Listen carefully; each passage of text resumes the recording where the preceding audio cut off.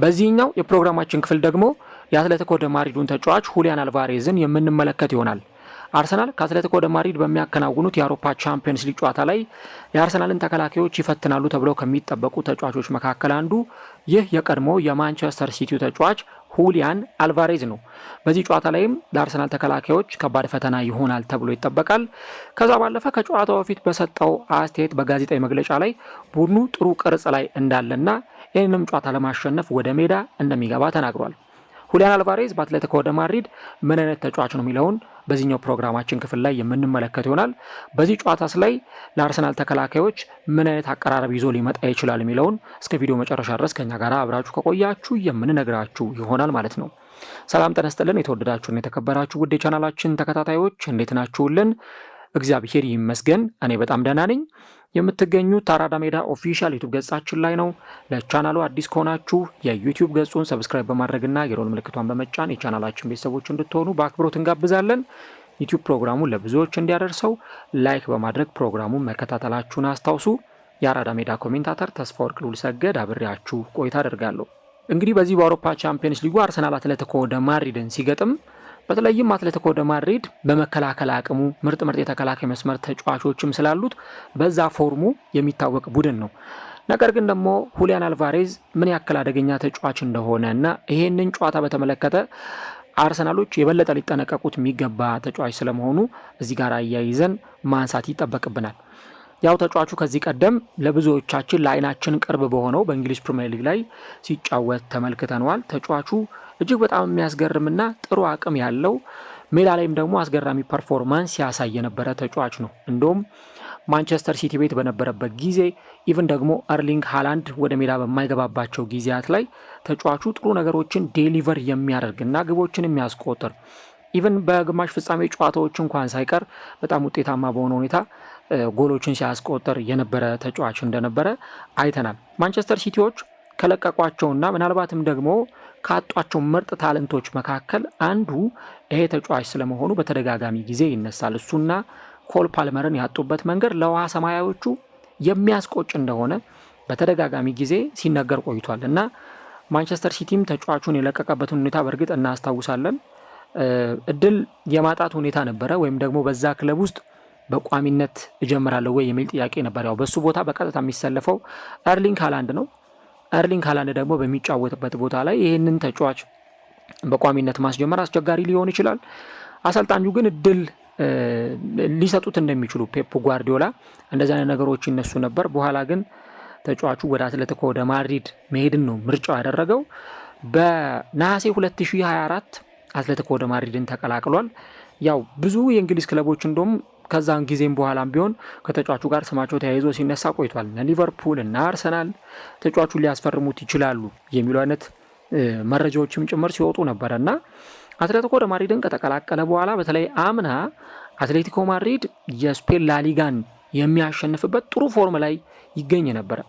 በጣም የሚያስገርም ጥሩ ጊዜ ላይ ጥሩ ፎርም ላይ የነበረበት ሂደት ነበረ። ግን በኋላ ላይ መሪነቱን አጥቶ የላሊጋውን ዋንጫ ሳያነሳ ቀርቷል። ግን በዛ ቡድን ውስጥ ቁልፍ የሚባል ሚና ከነበራቸው ተጫዋቾች መካከል አንዱ የተጫዋቹ እንደሆነ ማንሳት ይቻላል። በተለይ ጎሎችን በማስቆጠር ረገድ፣ አሲስቶችን በማድረግ ረገድ በጣም የተዋጣለት ተጫዋች ነው። ገና ያንግ ኤጅ ላይ ያለ ተጫዋች ነው።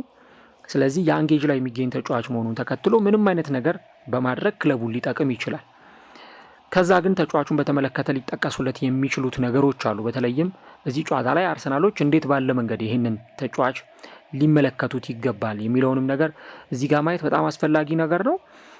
ተጫዋቹ ካሉት ፐርፎርማንሶች መካከል አንደኛው የትልልቅ ጨዋታዎች ተጫዋች መሆኑና አጨራረሱ ነው። በተለይም በትልልቅ ጨዋታዎች ላይ ተጫዋቹ በደንብ ገኖ መውጣት ይችላል። ለምሳሌ ከሪያል ማድሪድ ጋር በተደረገው የደርቢ ጨዋታ ላይ እና 5-2 ባሸነፉበት ጨዋታ ላይ ምን አይነት ፐርፎርማንስ እንዳሳየ ሜዳው ላይ የነበረውን ብቃት ተመልክቶ ማየትና መመስከር ይቻላል።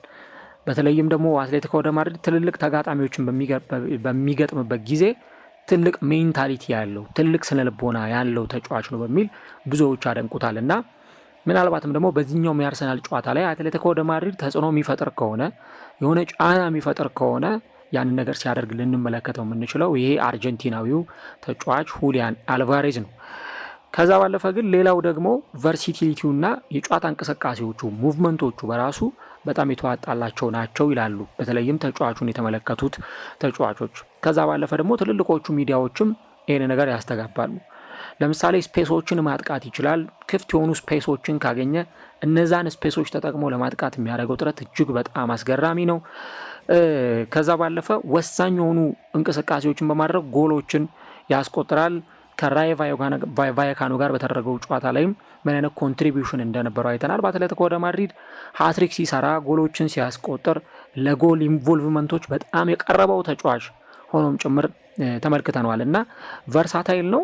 በ9 ቁጥር ቦታ ላይ መጫወት ይችላል። ወደ መስመሮች ሞቶ መጫወት ይችላል። ምናልባትም ደግሞ አሰልጣኙ ዲዮጎ ሲሞኒ በማጥቃቱ ላይ አሉኝ ብለው ከሚያስቧቸው ተጫዋቾች መካከል አንዱ ይሄ ተጫዋች ነው። እንደውም ምናልባት ከአንቷን ግሪዝማን ጋር በዚህ ጨዋታ ላይ ሲጣመር የምንመለከትበት እድል በጣም ሰፊ ይሆናል እና በጣም አስቸጋሪ ከሚባሉ ተጫዋቾች መካከል አንዱ ነው። እንቅስቃሴዎቹና ቨርሲቲሊቲው ወይም ሁለገብነቱ በጣም የሚደነቅለት ነው። ከዛ ውጭ ደግሞ ከጎል ማስቆጠር ውጪ ሌሎች ዴሊቨር ማድረግ የሚችላቸው ነገሮች አሉ። ለምሳሌ በሆነ ጨዋታ ላይ ጎል አላስቆጠርም እንበል፣ ግን ደግሞ ጎል ባያስቆጠርም ትልልቅ የሆኑ እድሎችን ይሄ ክሬቲንግ ጉድ ቻንስስ የሚባሉትን ወይም ደግሞ ትልልቅ የሚባሉ የግብ እድሎችን ሲፈጥር እናያለን። እንዲሁ ደግሞ ዴሊቨሪዎችን በማድረግ አሲስቶችንም በማድረግ ክለቡን የሚያግዝ ተጫዋች ነው ማለት ነው። ከዛ ውጪ የአትሌቲኮ ደ ማድሪድ አጫወት በሚቀየርበት ጊዜ ለምሳሌ እየተከላከሉ በነበረበት ሰዓት ከመከላከል ወደ ማጥቃት በሚኖራቸው ትራንዚሽን ላይ ቡድኑ በካውንተር አታክ ቢጫወት ያንን የካውንተር አታክ አጫወት ሞር በደንብ ማገዝ የሚችል ተጫዋች ነው እና እንዲህ አይነት አቅም ያለው ተጫዋች ስለመሆኑ ማንሳት በጣም አስፈላጊ ነው። በተለይም ደግሞ በዚህ በ2025-26 የውድድር ዘመኑ ሲዝኑ ላይ አትሌቲኮ ደ ማድሪድ ጥሩ እንዲቀርብ እያስቻሉት ከሚገኙ ተጫዋቾች መካከል አንዱ ነው እና አልቫሬዝ አሁን በአትሌቲኮ ደ ማድሪድ የቡድኑ ምርጥ የሚባለው አሴት ወይም ደግሞ ምርጥ የሚባለው ተወዳጁ ተጫዋቻቸው እንደሆነ ማንሳት በጣም አስፈላጊ ነው። ይህንን ቡድን እንግዲህ በማጥቃቱ ረገድ በጣም ብዙ ይጠቅማል ተብሎ የሚጠበቅ ተጫዋች ነው። ከአርሰናል ጋር በሚከናወነውም የምሽቱ ጨዋታ ላይ ምናልባት ቡድኑ ኳስ ይዞ ላይ ይጫወት ይችላል፣ ኳስ ተቆጣጥሮ ላይ ይጫወት ይችላል። ግን ደግሞ የማጥቃት ሂደቶቹ ላይ በሙሉ ይህንን ተጫዋች ተመልከቱት ልብ ብላችሁ። አርሰናልን በጣም ዛሬ ሲያስቸግር የምንመለከተው ተጫዋች ነው የሚሆነውና እንግዲህ ሁሊያን አልቫሬስ ከዚህ ቀደም እንዳልኩት በማንቸስተር ሲቲ የሚታወቅ ተጫዋች ነው። ወደ ቀድሞ ቤቱ ወደ እንግሊዝ ደግሞ ይመለስና አርሰናልን በተቃራኒ የሚገጥም ይሆናል። አርሰናልን ከዚህ ቀደምም በተቃራኒ ገጥሞ ያውቃል። አሁንስ በዚህ ምሽት ላይ ሁሊያን አልቫሬዝ ምን አይነት ፐርፎርማንስ ያሳያል የሚለውን ደግሞ ጨዋታው ላይ የምንመለከተው ይሆናል።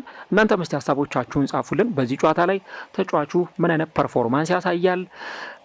የአርሰናል ተከላካዮችስ ይህንን ተጫዋች እንዴት ማኔጅ ሊያደርጉት ይችላሉ? ከተከላካዮች ጀርባ የሚሮጥ አሲስቶች የሚያደርግ ጎሎችን ለማስቆጠርም ፈጣን የሆነ ተጫዋች ነው እና ዛሬስ ተጫዋቹ ምን አይነት ፐርፎርማንስ ያሳያል የሚለውን አብረን እንመለከታለን።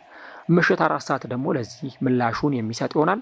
እሱና አንቷን ግሪዝማን ግን በዚህ ጨዋታ ላይ ለአርሰናል ተከላካዮች ፈታኝ ሆነው ይቀርባሉ ተብሎ ይጠበቃል።